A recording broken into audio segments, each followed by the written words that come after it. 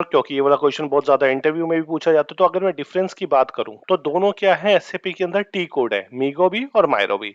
तो MeeGo T code is used by the store keeper for receiving the goods. यानी कि जब company के अंदर सामान आता है, माल आता है, जब स्टोर कीपर उसे रिसीव करता है तो वो क्या करता है, मीगो टी कोड पे जाता है और वहां पर जितने भी डिटेल्स होती है, कितना माल उसने रिसीव किया है, किस जगह से रिसीव किया है, उसकी स्टोरेज लोकेशन क्या है, ये सारी चीजें वो वहां पर मेंशन करता है, जो अभी मैं आपको ये स्क्रीन पर दिखाऊंगा। सेम आता है Miro. Miro T code is used by the accounts payable team for processing the invoice. यानी कि जब मीगो हो जाता है तो उसके बाद नेक्स्ट स्टेप जो आता है मायरो का आता है। यानी कि मीगो स्टोर कीपर ने कर लिया, इनवॉइस हमारे पास भेजी जो अकाउंट्स पेबल टीम है, और हम लोगों ने मायरो कर लिया। तो मीगो स्टोर कीपर यूज करता है अपने जो सामान आया है कंपनी के अंदर गुड्स को रिसीव करने के लिए, जबकि मायरो जो यूज करते हैं वो अकाउंट्स पेबल टीम करते हैं इस वाले गुड्स के अगेंस्ट में इनवॉइस आई है उसको प्रोसेस करने के लिए। जब स्टोर कीपर मीगो करता है तो जनरल एंट्री क्रिएट होती है, इन्वेंट्री अकाउंट डेबिट टू जीआरआईआर, या कई बार हम कहते हैं परचेज अकाउंट डेबिट, या कई बार हम यूज करते हैं मटेरियल अकाउंट डेबिट टू जीआरआईआर। लेकिन अगर मैं बात करूं मायरो की, सेम ये जीआरआईआर जो हमें गुड्स रिसीव हुआ है, इनवॉइस जो रिसीव हुई है, इसको क्लियर करने के लिए मायरो यूज करते हैं, जिसके अंदर एंट्री बनती है GRIR account debit to vendor account. यहाँ पे वेंडर का पेबल अकाउंट क्रिएट होता है। इंटरव्यू में क्वेश्चन बहुत ज्यादा ये वाला पूछा जाता है, मीगो के टाइम पे कौन सी जनरल एंट्री होती है, inventory account debit to GRIR. MIRO के अंदर कौन सी जनरल एंट्री होती है, GRIR account debit to vendor account.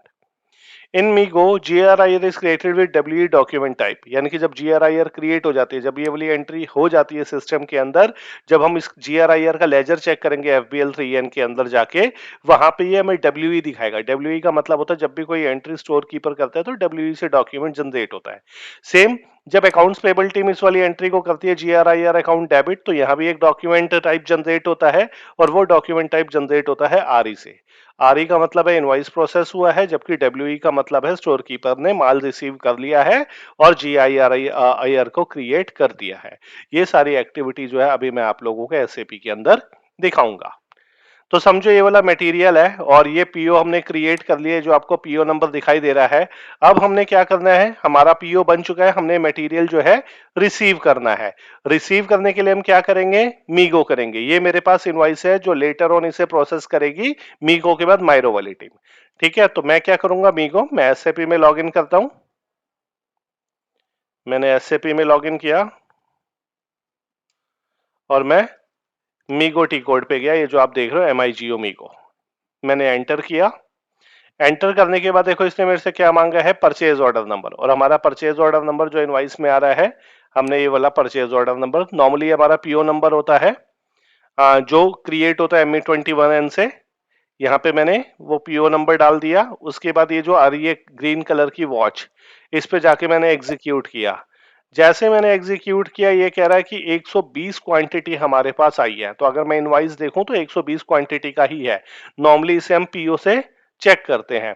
ठीक है, तो 120 क्वांटिटी हमारे पास आई है। ये जो टी कोड होता है ये स्टोर कीपर यूज करता है। ये देखो, हम चाहते हैं क्वांटिटी को यहाँ पे अगर कम आई होती तो यहाँ से कम भी कर सकते थे। कहाँ पे हमने स्टोर करना है वो सारी इंफॉर्मेशन हमारी यहाँ पर आ जाती है। परचेज ऑर्डर के अंदर परचेज ऑर्डर नंबर आ रहा है ये वाला। ठीक है, अकाउंट असाइनमेंट 3 इसके साथ लिंक है जो जीआरआईआर का लेजर है। तो हमने क्या करना है, हमारे पास 120 क्वांटिटी आई है, हमने चेक कर लिया पूरी 120 है। हम आइटम पे टिक लगाएंगे, ऊपर जाके इसे चेक करेंगे यहाँ पे, तो देखो दिखाएगा document is okay and we are good to post this entry. और मैंने इसे क्या किया, पोस्ट किया। इसका मतलब जब मैंने इसे पोस्ट किया तो हमारी जनरल एंट्री कौन सी बनी, जब मैंने बताया था inventory account debit to GRIR account. अब मैं आपको इसे जो है दिखाता हूं FBL3N में। अब हम इसे FBL3N से चेक कर सकते हैं, हम चाहे तो इसे पीओ में जाके भी चेक कर सकते हैं। मैं दोनों आपको दिखाता हूं। देखो अब हमारी बुक्स में एंट्री चलेगी FBL3N में। क्यों कर रहा हूं, क्योंकि जीआरआईआर मेरा एक लेजर है और उसका नंबर है 3। मैंने 3 डाला यहाँ पे, मुझे याद है, नहीं तो मैं यहाँ से सर्च करता, मैं F4 करता और यहां से मैं इसे सर्च करता। ये देखो, सॉरी 4। ठीक है, ये 4 आ रहा है हमारा यहाँ पे, तो हमने यहाँ पर 4 ले लिया। ठीक है, उसके बाद हमने क्या किया, यहाँ पर ओपन आइटम पे हम गए, नीचे हमने कंपनी कोड डाला और मैंने यहाँ पर इस पे क्लिक किया। जैसे मैंने यहाँ पर क्लिक किया, ये देखो जीआरआईआर का अकाउंट का लेजर खुल गया। अब मुझे क्या देखना है, मैंने आपसे क्या कहा था कि हमारा जो परचेजिंग डॉक्यूमेंट है, मैं पहले पीओ नंबर निकाल लेता हूं इसमें, पीओ नंबर और क्वांटिटी। तो मुझे चाहिए परचेजिंग डॉक्यूमेंट और क्वांटिटी, इसको मैं यहाँ पर लेके जाता हूँ ताकि मैं आपको दिखा सकूं कि किस तरीके से जो है ये लेआउट मैं बना रहा हूँ। इसकी भी वीडियो डाल दूंगा किस तरीके से हम लेआउट बनाते हैं एसएपी में। मैं यहाँ पर क्लिक करता हूँ तो देखो सबसे लास्ट में जाता हूँ।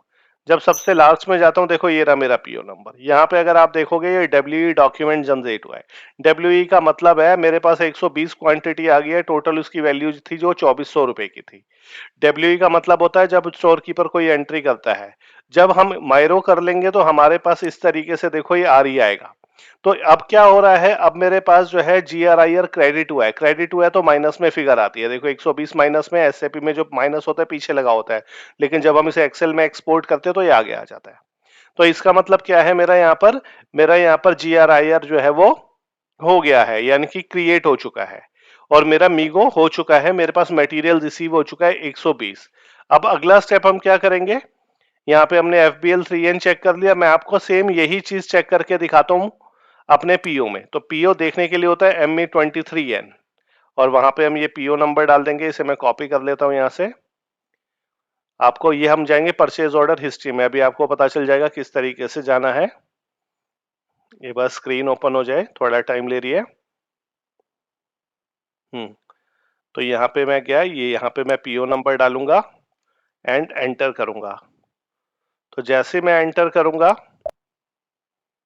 तो ये देखो यहाँ पे हमारा आ रहा है 120 आ रही है क्वांटिटी, और यहाँ पे देखो आ रही है परचेज ऑर्डर हिस्ट्री। मैं परचेज ऑर्डर हिस्ट्री में जाऊंगा और यहाँ पे देखो क्या लिखा हुआ आ रहा है कि इसका गुड्स रिसीव हो चुका है। कितने गुड्स रिसीव हुए हैं, 120 हुए हैं। कितने के हुए हैं, 2400 के हुए हैं।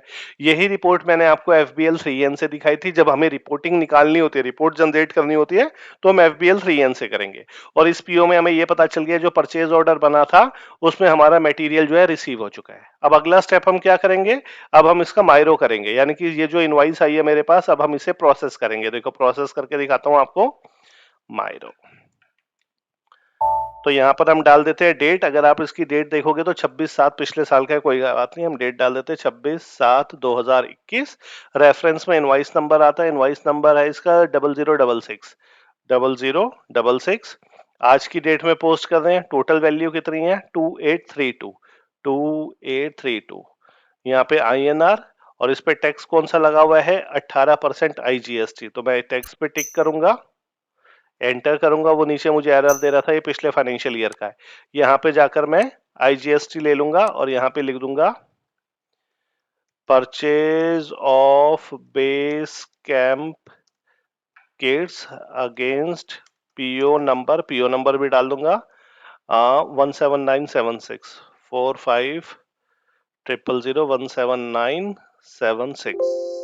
17976। तो जगह पूरी नहीं है तो हम इस तरीके से कर देते हैं 17976।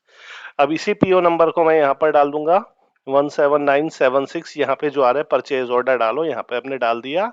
ये जो एरो है इस पे क्लिक किया और यहाँ पर अब आपको, ये मैंने प्लांट डाला, यहाँ पर प्लांट डालने के बाद इसे मैंने अडॉप्ट किया। और देखो यहाँ पे भी मेरे पास एक GRIR आ चुकी है 120 क्वांटिटी की। यानी कि अब आप देखोगे यहाँ पर जो जनरल एंट्री क्रिएट होगी वो होगी GRIR account debit to vendor account. यानी कि अगर मैं वेंडर में जाके चेक करूंगा तो इसका पेबल दिखाई देगा। GRIR में चेक करके देखूंगा तो मुझे RE जो डॉक्यूमेंट टाइप है वो क्रिएट होगा, ये वाला। WE हो चुका है, अब RE होगा। और जो मेरी डेबिट एंट्री होती है SAP में वो पॉजिटिव आती है।